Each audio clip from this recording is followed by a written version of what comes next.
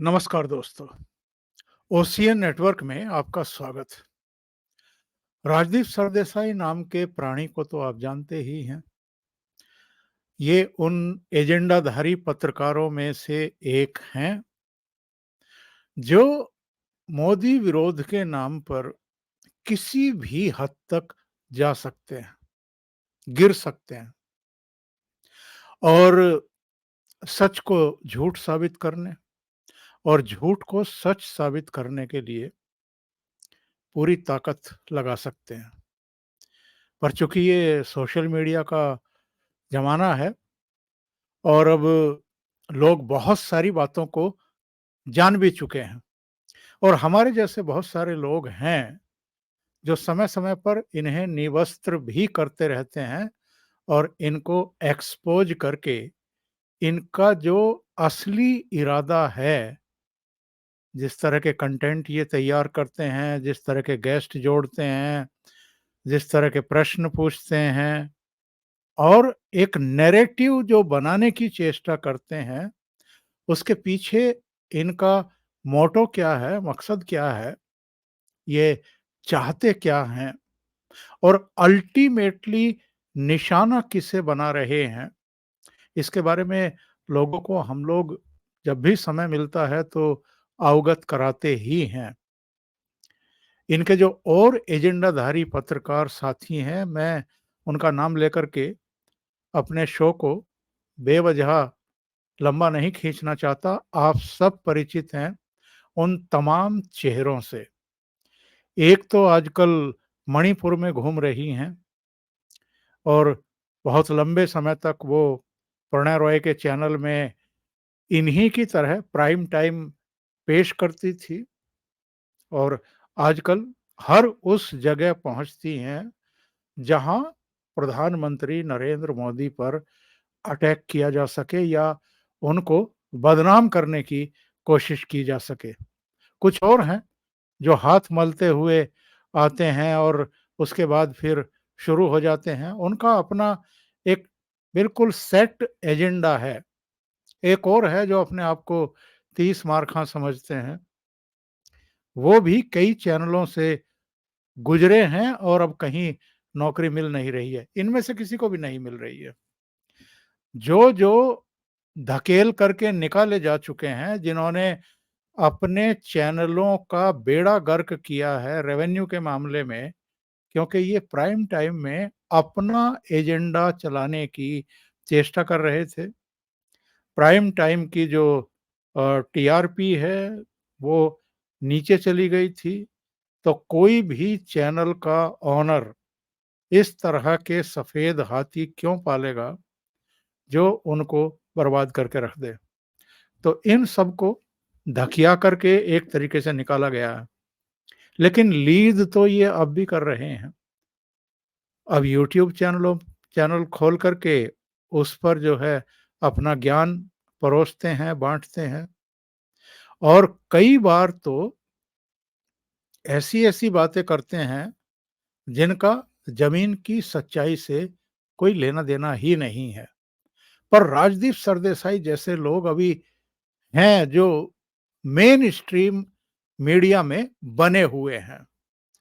अब ये किनकी मेहरबानियों से बने हुए हैं और चूँकि जो मालिक होते हैं, वो बड़े चालाक होते हैं कई मामलों में। अरुण पुरी के बारे बारे में तो सब जानते हैं कि वो बड़े अच्छे तरीके से चीज़ों को जानते समझते हैं और फिर अपनी गोटियाँ, अपने मोहरे उसी तरीके से छाँटते भी हैं और चलते भी हैं। तो एक तरफ हिंदी में ले आए अ, अपने जो अ, चौधरी हैं और अंग्रेजी में इनको बनाए हुए हैं, राहुल कंवल को बनाए हुए हैं, कुछ दूसरे लोगों को बनाए हुए हैं। तो ये बैलेंस बना करके चलते हैं।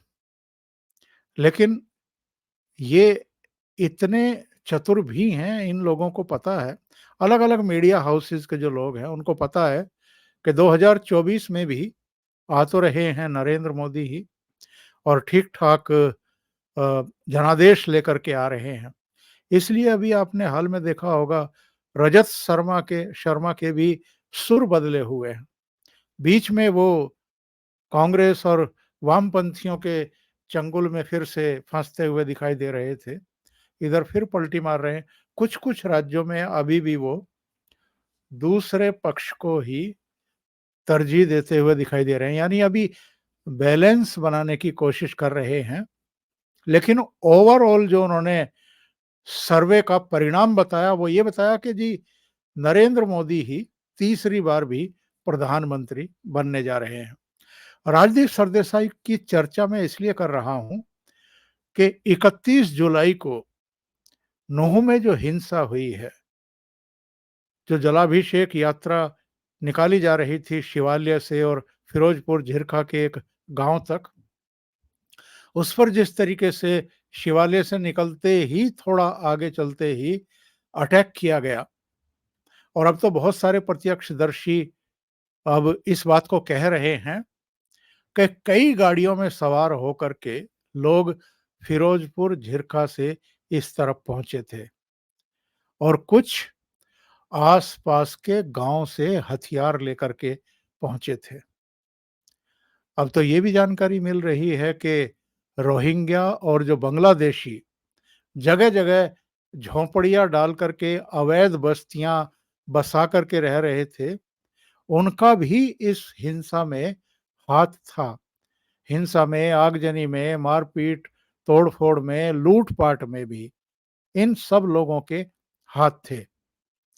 और एक गांव के सरपंच का तो इंटरव्यू आ रहा है कि हमारे गांव के भी 10-12 लड़के थे और मैं उनको बचाने वाला नहीं हूं। यानी उनकी सूचना अब सरकार को दी जा रही है और ऐसा लगता है जितने बड़े पैमाने पर हरियाणा सरकार की आलोचना हुई है और सवाल खड़े किए गए हैं, उसके बाद से वो भी अब अपने फेस सेविंग के लिए और अपनी क्रेडिबिलिटी बचाने के लिए उपाय कर रहे हैं। जो एसपी ऐसे समय पर भी छुट्टी पर था, उसको वहाँ से हटा दिया गया है, उसकी जगह दूसरा अफ़सर लाया गया है। जिन बांग्लादेशियों और रोहिंग्याओं की बस्तियों से जो आवारा किस्म के लड़के इस हिंसा में शामिल थे, उन सारी बस्तियों को, घरों को जो सरकारी ज़मीन पर बने हुए थे, उन पर बुलडोज़र चलवा दिए गए हैं।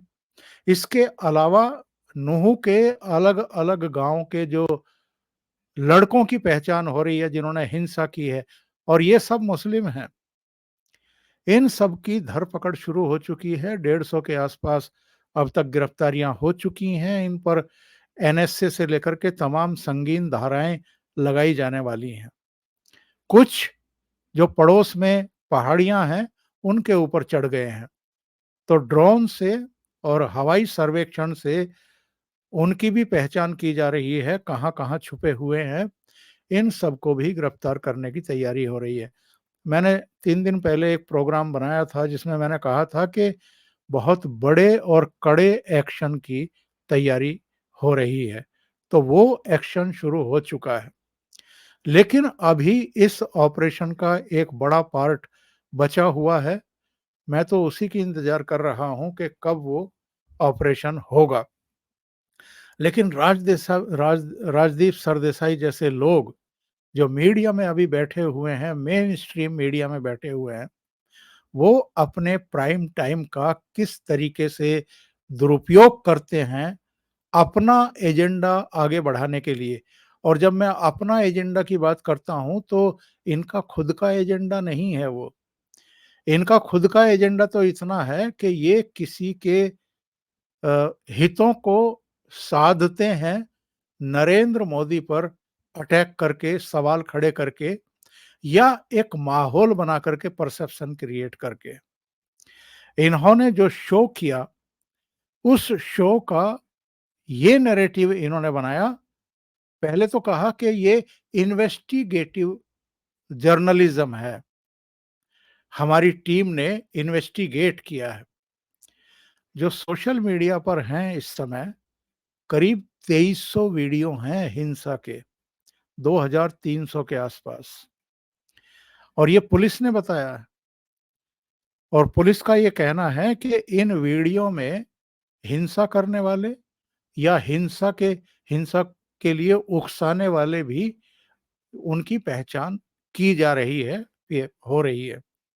बहुत सारे सीसीटीवी फुटेज मिल गए हैं, बहुत सारे उस समय कुछ लोग बेवकूफ़ी में समझ लीजिए या दूसरे कारणों से वीडियो बनाना शुरू कर देते हैं, वो फुटेज मिली है।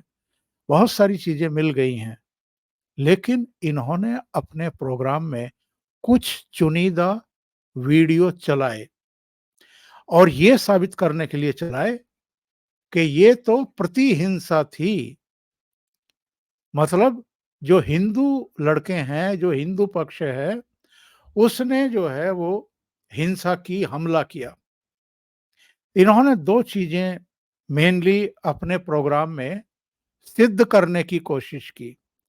एक तो ये कि बजरंग दल ने जो मेवाती हैं, उनको भड़काया और उनको भड़काया इसलिए उन्होंने जवाबी कार्रवाई कर दी। दूसरा ये नैरेटिव इस प्रोग्राम में इन्होंने ये चलाया कि जो मेवाती हैं, वो जो गोरक्षकों के द्वारा जो नफ़रत फैलाई गई है, इनके शब्दों में, गोरक्षक मतलब जिन्होंने मार कुटाई की थी, जिसमें भरतपुर के 2 मुस्लिम गो तस्कर जो है उनकी हत्या कर दी गई थी हरियाणा के एक हिस्से में, ये उसकी चर्चा कर रहे हैं कि साहब वो जो नफ़रत फैलाई थी हिंदू गोरक्षकों ने, उससे मेवात के जो मुस्लिम हैं वो गुस्से में भरे बैठे थे और बस मौके का इंतज़ार कर रहे थे। यानी मौके का इंतज़ार कर रहे थे, जब हिंदुओं की कोई शोभा यात्रा निकलेगी, ब्रजमंडल यात्रा हो, आपकी जलाभिषेक यात्रा हो, तो हम उस पर अटैक करेंगे और हिंदुओं को सबक सिखाएँगे। ये कहना चाहते हैं राजदीप सरदेसाई।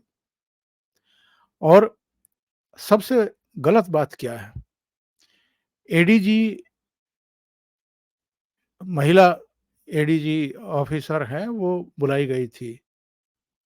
ममता शर्मा हैं संभवतः। उनको बुला कर के ये उनसे इस मुद्दे पर बातचीत कर रहे थे। ममता सिंह हैं ये। और ममता सिंह ने भी जो ये नैरेटिव चलाना चाह रहे थे, ये उस पर उन्होंने साफ तौर पर कहा कि जिन्होंने दंगा किया है, जो भी दंगाई हैं, वो हिंदू हैं, वो मुस्लिम हैं, जो भी हैं, कानून तो पहले शिनाख्त करेगी, पहचान करेगी, कौन-कौन वहाँ हमला कर रहे थे। और ये जो 2300 वीडियो हैं, इनमें से 98% वीडियो मुस्लिम हमलावरों के हैं, युवाओं के हैं। तो उन पर कार्रवाई करेगी पुलिस और शासन प्रशासन। ममता सिंह का सीधे-सीधे राजदीप सरदेसाई से ये कहना था। लेकिन जिस तरीके से इन्होंने एक नैरेटिव बनाने की कोशिश की है कि साहब हिंदुओं ने शुरुआत की या हिंदुओं ने उकसाया और भड़काया, इसलिए मेवातियों ने ये किया। आप अंदाज़ा लगा सकते हैं कि ये लोग जहाँ-जहाँ जिन ज़िम्मेदार पदों पर बैठ कर के गैर ज़िम्मेदाराना रिपोर्टिंग कर रहे हैं, इसके अंजाम क्या होंगे? इन्होंने पूरे शो में बार-बार मोनू मानेसर का ज़िक्र करके और उसे लपेटने की कोशिश की और ये कहा कि साहब वो वहाँ आए और उपद्रवी जो दंगाई थे मेवाती मुस्लिमों को इन्होंने पीड़ित साबित करने की कोशिश की। जबकि जो पुलिस की अब तक की इन्वेस्टिगेशन है, जो एफआईआर दर्ज की गई हैं, 7 एफआईआर दर्ज की गई हैं। खा 7 तो केवल जो पुलिस पर अटैक किया है दंगाइयों ने और जो हिंसा में लिप्त थे उनके खिलाफ ये दर्ज की गई है। और इसी में कहा गया है कि 600-700 इस्लामी भीड़ ने पुलिस को भीषण तरीके से निशाना बनाया। 600-700 लोग वहाँ इकट्ठा हुए थे आस-पड़ोस के गाँव से और फिरोजपुर, झिरका वगैरह से भी गाड़ियों में भर करके वहाँ पहुँचे थे, कंटेनर टाइप जो थे। तो राजदीप सरदेसाई का जो एजेंडा है, वो सीधे-सीधे हिंदुओं के खिलाफ और प्रो मुस्लिम, यानी मुस्लिमों को एक तरीके से बचाने की कोशिश करते हुए ये दिखाई दिए पूरे प्रोग्राम में। कितनी बड़ी पैमाने पर वहाँ पर गाड़ियों को जलाया गया है, शोरूम्स को जलाया गया है, शोरूम से लूट-पाट हुई है। एक शोरूम से तो 200 बाइक लूट ली गई हैं। और ये एजेंडा क्या चला रहे हैं? मैंने 2 दिन पहले जो वीडियो दिया था उसमें ये कहा था कि बड़े एक्शन की तैयारी है। बड़े एक्शन का मतलब ये है जिसमें सेंट्रल गवर्नमेंट यानी एनएसए तक की सलाह ली जा रही है और केंद्रीय गृह मंत्री अमित शाह लगातार चीज़ों पर नज़र रखे हुए हैं। जो हरियाणा गवर्नमेंट है, मनोहर लाल खट्टर मुख्यमंत्री, इनके गृह मंत्री अनिल विज, शुरू में जो उनके बयान आए हैं जिसको लेकर के उनको क्रिटिसाइज़ किया गया और आलोचनाओं का वो शिकार बने, उसके बाद से अब तक उन्होंने लगातार कोशिश की है कि जितने भी गुनहगार हैं 31 जुलाई की आगजनी के, लूट-पाट के, तोड़-फोड़ के और हमला करने के, यात्रा पर हमला करने के, उनको बख्शा नहीं जाए और उनको ऐसी सज़ा दी जाए जो नज़ीर बन जाए। लेकिन आप देखिए, एक वर्ग है जो अभी भी ऐसे दंगाइयों के हिमायती बने हुए हैं। अभी के लिए इतना ही, बहुत-बहुत धन्यवाद। अगर आपको ये चैनल और इसके कंटेंट पसंद आ रहे हैं, तो लाइक करें, कमेंट करें, वीडियो को शेयर भी करें। अभी तक अगर आपने ये चैनल सब्सक्राइब नहीं किया है, तो सब्सक्राइब कर लें और साथ में लगे बेल आइकॉन को दबा दें, ताकि आगे आने वाले वीडियो और उनके नोटिफ़िकेशन आप तक पहुँचते रहें। बहुत-बहुत धन्यवाद। नमस्कार।